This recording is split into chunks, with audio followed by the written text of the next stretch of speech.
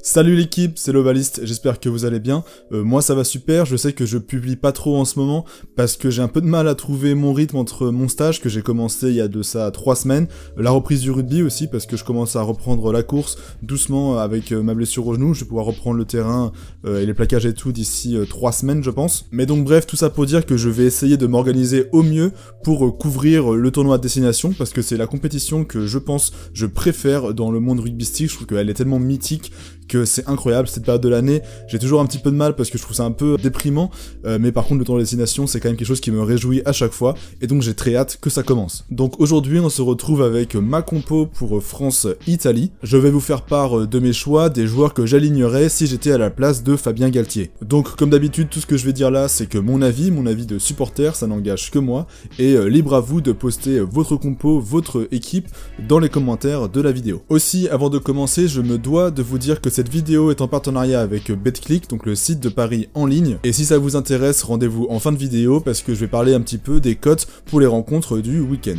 Déjà, ça n'a pas été très simple de suivre l'actualité du groupe des 42 joueurs retenus par Fabien Galtier. Entre le Covid des Toulousains, les diverses blessures, etc., il y a eu pas mal de changements, pas mal de joueurs qui sont rentrés, puis sortis, puis revenus dans le groupe, mais ça commence enfin à se préciser alors que le premier match aura lieu dimanche face à l'Italie. Donc là, je vous affiche le groupe si jamais vous voulez vous remettre un petit peu tout ça en tête, et n'hésitez pas à faire pause parce que là on part directement pour la première ligne. À gauche, je pense que Cyril Baille est le titulaire indéboulonnable, il n'y a pas vraiment de concurrence à ce poste. Je pense que Baille est celui qui tient le haut du panier et pas vraiment de challenger pour venir le titiller là-dessus. Au talon par contre, je penche plutôt pour Movaka. Alors je sais que Marchand normalement dans l'esprit du staff etc c'est le titulaire en puissance, mais je trouve que Movaka a montré de très belles choses durant la tournée de novembre, notamment dans son match face aux Blacks. Je pense aussi qu'il a un peu plus de rythme parce qu'il a été touché moins longtemps par le Covid que n'a pu l'être Marchand. Et puis aussi j'aime son activité ballon en main, j'aime sa précision en touche, et je pense que c'est bien de le faire démarrer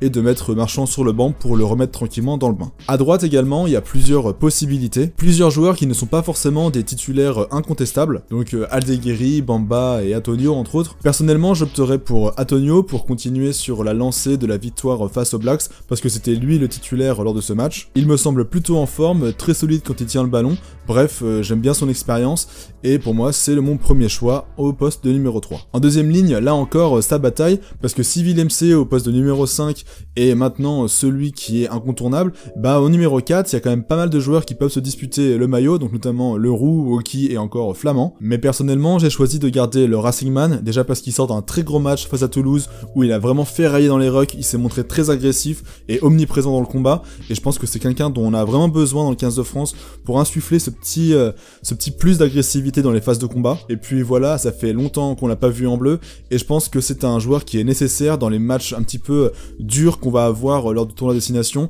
avec des pelouses plus grasses, des joueurs qui sont plus lourds aussi, et voilà, c'est un joueur que je pense indispensable pour le débuter la compétition. En troisième ligne maintenant, je pense qu'Aldrit est le 8 titulaire, il n'y a pas vraiment de débat là-dessus. Pareil pour Woki en flanqueur qui réalise une saison dantesque, que ce soit avec les Bleus ou avec l'UBB, mais par contre après en dernier troisième ligne en flanqueur, bah j'hésite encore. Je mettrais bien Jelonge parce que c'est un joueur qui est costaud, solide ballon en main et qui donne beaucoup aussi d'envie, qui est très laborieux et j'aime bien son profil, mais en même temps je me dis que comme c'est l'Italie, et sans manquer de respect aux Italiens, mais je pense quand même qu'on va l'emporter, on est quand même très favori, je me dis pourquoi pas lancer un joueur qui a soit pas de sélection, soit peu de sélection, histoire de mettre un petit peu de concurrence et de donner un petit peu sa chance à tout le monde, parce qu'après ça va aller crescendo avec France-Angleterre, France-Irlande, aller en Écosse, au Pays de Galles, ça va être très compliqué. Je me dis pourquoi pas donner un petit peu de temps de jeu à des joueurs pour les faire se sentir concernés lorsqu'ils vont être dans les rassemblements, et toujours introduire un peu plus de concurrence entre les joueurs. Donc tout ça pour dire que j'aimerais bien installer un joueur du genre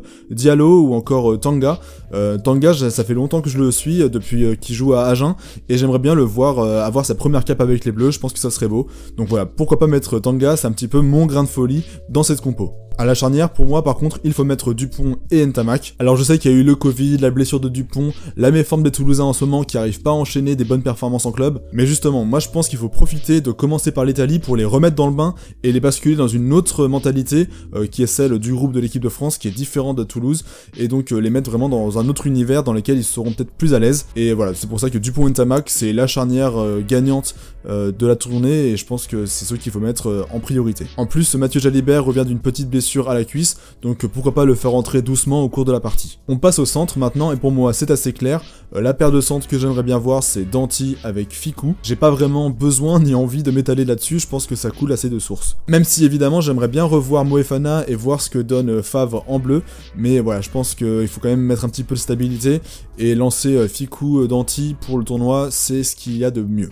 Pour les ailes maintenant, Thomas est blessé et Penaud a traîné la patte à l'entraînement cette semaine. A priori, il serait remis et serait dispo pour l'Italie, mais je me dis, quitte à jouer l'Italie, autant le laisser se reposer, qu'il revienne en forme pour les gros matchs qu'on va avoir, et lancer un joueur qui gravite autour du 15 de France depuis quelques temps, depuis 1 an déjà, en la personne de Donovan Taofifenua. Je me dis que ça pourrait être cool de le voir commencer. Donc voilà, Donovan Taofifenua pour moi, avec Gabin Villiers sur une autre aile, c'est ce que je mettrais si j'étais à la place de Galtier. Et maintenant, à l'arrière, comme certains doivent déjà le savoir, j'ai une petite préférence pour Dulin, que voilà, je préfère à Jaminet. J'ai pas grand chose à reprocher à Jaminet, juste je préfère le Rochelet, et donc voilà, j'aimerais bien mettre Dulin en 15, et du coup laisser le tir au but à Romain Ntamak. Donc voilà pour les titulaires. Passons maintenant au banc des remplaçants. Donc en 16, en talonneur, Julien Marchand, bien évidemment. En pilier gauche, ce serait Gros. En pilier droit, ce serait Bamba. En deuxième ligne, j'ai choisi Flamand. Je pense que c'est bien, parce qu'il a montré des belles choses avec Toulouse, des belles choses en bleu. C'est bien de le garder dans le groupe. En troisième ligne, je mettrais Jelonche. J'avais dit que j'hésitais avec lui et un autre.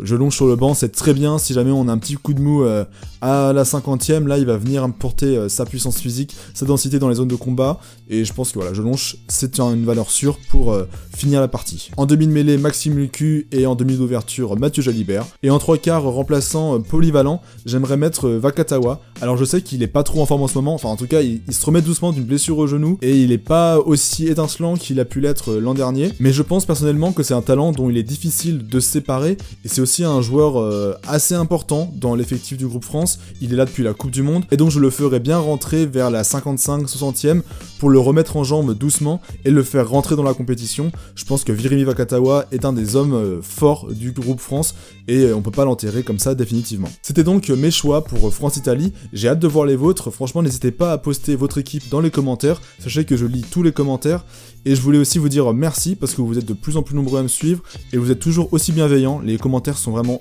très gentils. J'ai vraiment très peu de haters, enfin je sais pas comment appeler ça, j'ai très peu de mauvais commentaires, et je le dis pas assez souvent, donc franchement ça me fait plaisir de discuter avec vous, de voir que vous avez aussi beaucoup d'avis qui sont très bien documentés, hein, vous y connaissez, et vous n'hésitez pas à écrire des pavés pour expliquer vos points de vue, etc. Je trouve ça très intéressant, et parfois même ça m'aide moi à réfléchir à mes vidéos, à me dire tiens c'est vrai, j'avais pas vu ça comme ça, etc.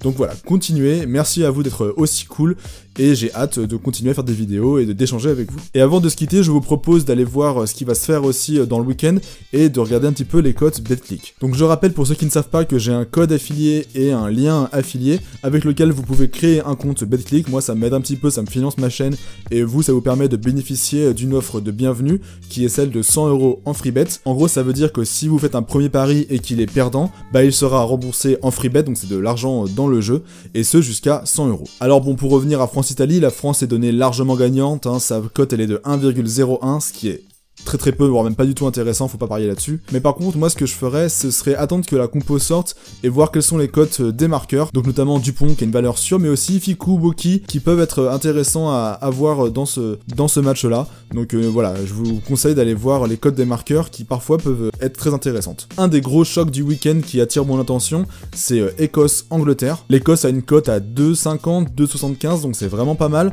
En plus, ils vont être chez eux à Murrayfield. Faut savoir que l'Écosse a quand même battu 3 fois l'Angleterre sur les 4 dernières confrontations, ce qui est quand même un très bon score. Et perso, même si les cotes sont pas en faveur de l'Écosse, moi je pense que l'Écosse va gagner, ils sont devant leur public, et en plus ça va être des jauges pleines, donc je pense que c'est vraiment un élément moteur pour le 15 du Chardon, qui ressort d'une tournée un petit peu mitigée. Ils ont battu les Australiens, ils ont battu le Japon, mais ils ont perdu contre les Sud-Africains, et je pense qu'ils veulent vraiment bâtir sur ce qu'ils ont construit ces dernières années avec les joueurs des Lions britanniques, donc Russell, Watson, etc. Et j'imagine un résultat très serré, duquel les Écossais vont sortir sortir victorieux. Et enfin, concernant le match Irlande-Pays de Galles, je trouve que la cote du Pays de Galles est étonnamment très très haute. On donne les Irlandais largement gagnants, alors que je pense que c'est pas fait si vite. Ok, l'Irlandais est monstrueux dans ce moment et ils vont être chez eux, mais le Pays de Galles, c'est toujours le Pays de Galles, c'est-à-dire qu'ils lâchent jamais rien, et jusqu'au bout, ils peuvent inverser la vapeur, et je trouve que leur cote, elle est aux alentours de 7, elle est très très haute, et donc si vous voulez faire un pari un petit peu plus risqué, je vous conseille de mettre une petite pièce sur le Pays de Galles. Donc voilà, c'était l'instant promo, merci à BetClick qui me soutient dans mes projets, ça va beaucoup m'aider pour la suite, j'ai des choses qui vont arriver, vous inquiétez pas. Aussi, sachez que j'ai la fibre depuis une semaine, donc je vais peut-être me lancer dans les live Twitch pour commenter certains matchs du tournoi Destination, faut que je vois encore comment est-ce que je configure tout ça, mais ça pourrait être cool, et si jamais j'y arrive à temps et à trouver une webcam